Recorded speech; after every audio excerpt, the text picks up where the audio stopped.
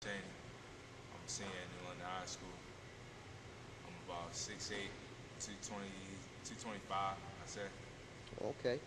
So, Allan, tell me a little bit about yourself, where you're from originally, and how you ended up in New London High School. Well, that's an interesting story. I'm from Baltimore, Maryland, Okay. and I've been there most of my life. And my freshman year, I went to St. Paul's in Baltimore. I played in high school against Mount St. Joe, Calvert Hall, those top schools like that. And after my freshman year, I decided I should just move. My mom came up to the conclusion that it'd probably be better if I got out of the state.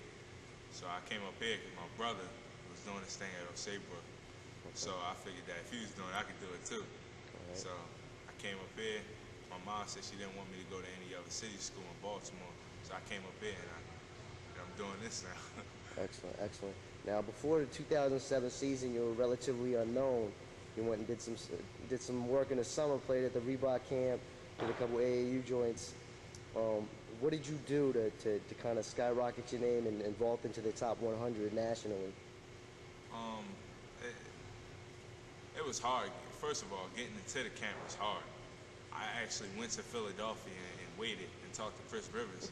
I asked him if he can get me in. And I had to wait for about 2-3 hours in the lobby. And he said that somebody didn't show up, so I got into camp. And when I got in there, it was the coach that I had, I forget his name, but he just told me that I could just go out and play my game wherever I was more comfortable at. And he had me playing with the second group. And then at the end of the game, I was playing with the first group. So it was kind of a win-win for me.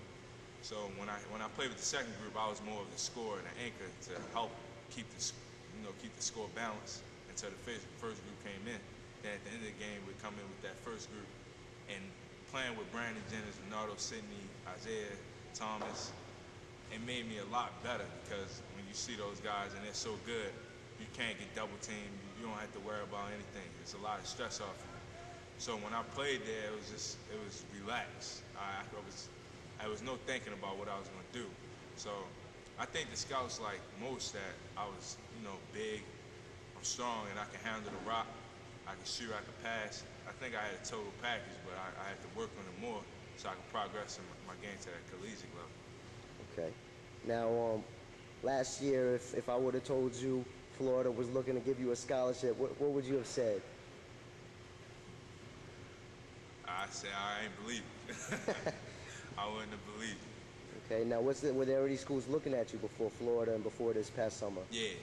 Before I went into Reebok U, I had URI showing a lot of interest. Providence was showing like the most interest, along with Fordham. Fordham was showing the most interest too. And St. Joe's. I had a lot of A-10 schools, like mid-majors mostly. Right. And then my only high majors that offered me a scholarship was Providence. So going into the summer, I already had like where I thought I was going to go. But then once I got the Reebok U, everything just changed. Right. A lot of times those AAU camps and the summer camps are designed to give people more exposure, and that's what happens. I remember a couple years ago we had a kid, Devin Ebanks out here in New London, and up in Oakdale at St. Thomas More, and he blew up, man. That guy, a lot of people didn't know who he was, and then he did his thing in the summer, and boom, he's in the top 10 in the class. I mean, it's easy, it could happen, but I think a lot of times people got to get exposure, and that's important. Tell me what you learned during the summer that you can kind of transition into your game this year in high school for New London High School. Like, what are you going to bring to the game this year? During the summer, first of all, I learned you got to go 100% every time you're on the floor. During the summer playing against those guys, it was in the beginning of the summer it was rough because I would have those slow games, and I could see that that's not going to get it done. But going into Reebok U, I had the mindset. I was talking to my coach while I was on the train on my way to Philly by myself, and he was telling me, he said, if you get in, you got to go 100% every time. If you don't go 100%, it's not going to pay off for you. So Coach Parker told me that, and I said, oh well, gotta make the most out of it. So if you go 100% against no matter who you're playing, the lesser competition, the higher competition, it'll show that you're working hard, and everybody respect that. Okay. Let's talk about the ECC this year. a lot of guys aren't as big as you. What's the competition like? Are you dominating, or do you find that there's good competition in the ECC? It's domination. Domination. Not no cockiness or anything. Domination. And I think that coming into the game, we're gonna kill them. Okay. We're gonna get out at halftime. It's not a good thing that we're only playing half the game, but that's how I feel. We got to get out at halftime so we can get our young cats in there.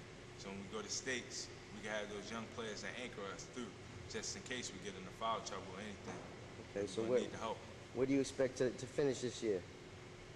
#1 in the state. Okay. Player of the year. Win the state championship, hands down. Should be able to win that. And everything else, the individual awards, accolades, that'll come. Everything will come along with that state championship. Now, which team do you look forward to playing the most this year, or have you played them already? You know what? I really look forward to playing Norris Free Academy. Okay. Hopefully we'll meet them in the ECC championship. In states we won't, but hopefully we'll meet them in the ECC championship. And during states, it don't really matter. They're gonna get the same treatment. All right. Now, is there a particular player that you kind of had in your game after? Who would you say you've had in your game after?